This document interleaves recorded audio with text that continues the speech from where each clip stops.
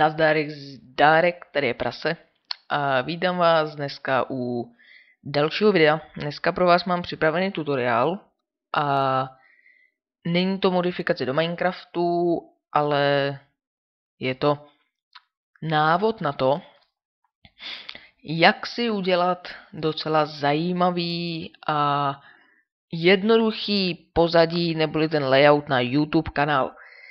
Našel jsem to taky v jednom videu. A všechno spočívá v jedné stránce, kterou si ukážeme v krátkém okamžiku. Teďka si dáme jenom Google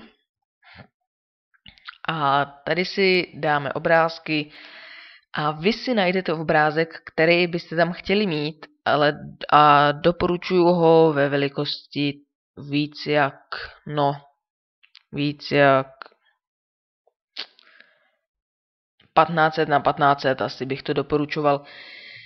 Já si tady vyberu třeba pozadí blue, třeba takhle napíšem.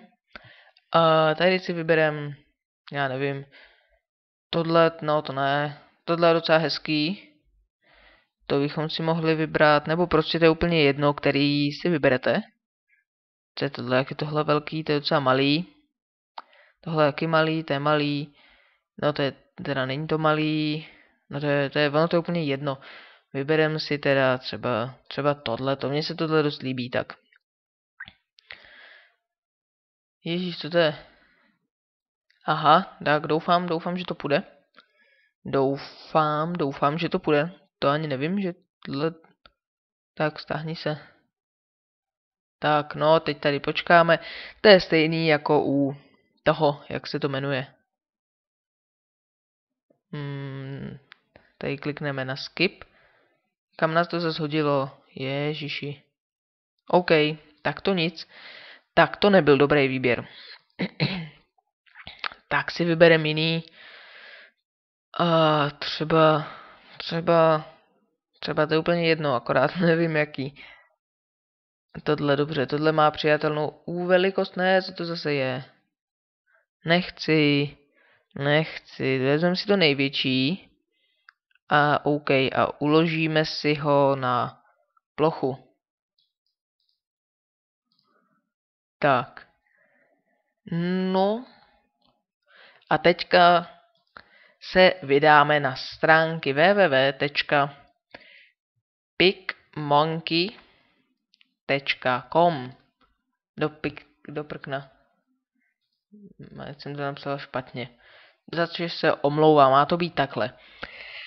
A tohle je internetový fotoeditor, který je zcela zdarma, až na nějaký efekty zase bonusový, ale úplně ty základní úpravy, tady bychom si mohli zastřelit zombíky, nicméně na to nemáme čas. Takže kliknete na edit foto, vyberete si ten obrázek. Doufám, že tenhle má, jenom se tady podívám, počkejte, jestli má normální velikost nějakou, jo, dobrý. Tak jo, a teď jak to vrátíme, tudy. Tak. A jste tady na hlavní stránce, kde jsou tady nějaké reklamy, teda tady v pravém dolním rohu je přiblížení, zvětšení, což můžete dělat scrollováním kolečka obyčejně. A teď si uděláte úplně co chcete.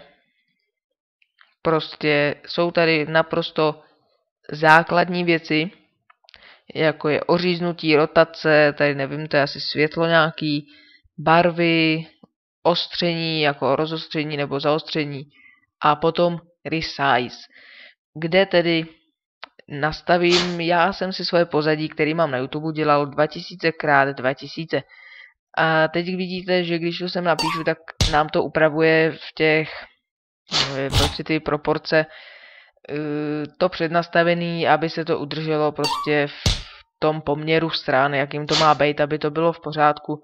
To stačí odškrtnout a napíšete si tady dole, stačí odškrtnout tohleto a napíšete si sem vaši velikost, jakou chcete a ono se vám to takhle změní. A potom už jdete dál a tady jasně, že apply. Tak, no a tady po těch základních úpravách tady máte další možnosti různýho. Jo, vidíte, takový efekty. Jo, všelijaký. To nechceme.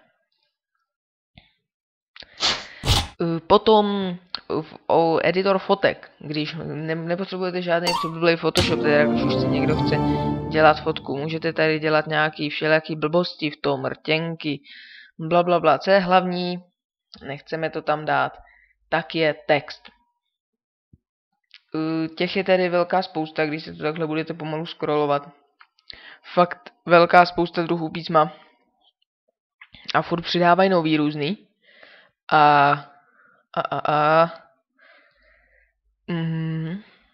Potom emotikony, nebo ty zales už tady to nesvítí, tak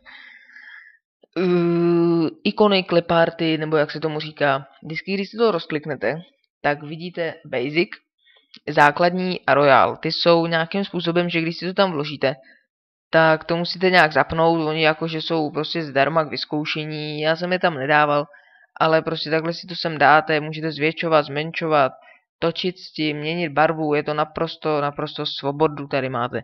A je tady fakt spousta věcí, všechno to úplně, jo, tady takovýhle smajlíci, různý zvířata, jo, takovýhle, prostě fakt pěkný. Další je rámečky, potom jsou nějaké textury. To nevím, teď nám to tu nic nedělá. S tím se stačí vyhrát. A potom tady jsou nějaký motivy takovýhle. Tak, no a když to máte hezky upravený, tak si kliknete na save. Ono to pochopitelně nabere nějakou velikost. Vidíte, že už tím resize jsme se dostali na 271,9. Takže dbejte na to, že YouTube vám povoluje jenom 1 MB. A potom si to tady můžete vybrat formát, ve kterém to chcete, doporučuji JPEG, který má menší velikost. Je tahle ta kvalita, ten Sean, no asi se to tak čte, to je Sean, to je francouzsky, že jo, se to tak čte, no, je prostě gorgeous, což je hodně dobrá kvalita, vidíte, že jak se zvýšila ta velikost. Pierce je střední a Roger je ta nejhorší. A doporučuji dávat tuhletu, protože ten rozdíl velikostí není fakt moc velký a je to dost hezká ta kvalita. A pochopitelně, že PNGčko je o hodně větší. No vidíte, 1,6 MB a to jsme to nějak nezeditovali. Takže potom, co si to upravíte, dáme si sem zpátky JPEG, Pierce a Save Photo.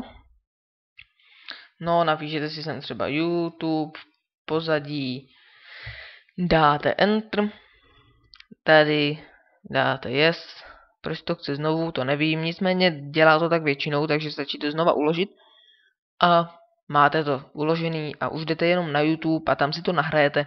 Velká výhoda je v tom, že jakmile si to uložíte, tak tohle nezavírejte a zkuste si to nahrát na ten YouTube, jak to budete mít rozložený a když se sem vrátíte, tak můžete ji klidně z té ukládací plochy zpátky a můžete to všechno posunout, zvětšit, zmenšit, podtrhnout, všechno si můžete upravit, jak budete chtít.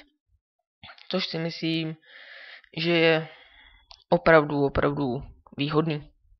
Takže to je ode mě všechno dneska. Pokud se vám to líbilo a pomohl jsem vám, dejte like, po případě odběr, pokud chcete více takovýchhle videí, podobných tutoriálů, nebo se chcete dívat na moje herní videa. A tak všelijak. Takže to je dneska všechno. Mějte se pěkně a užívejte si všeho, co to jde. Ahoj.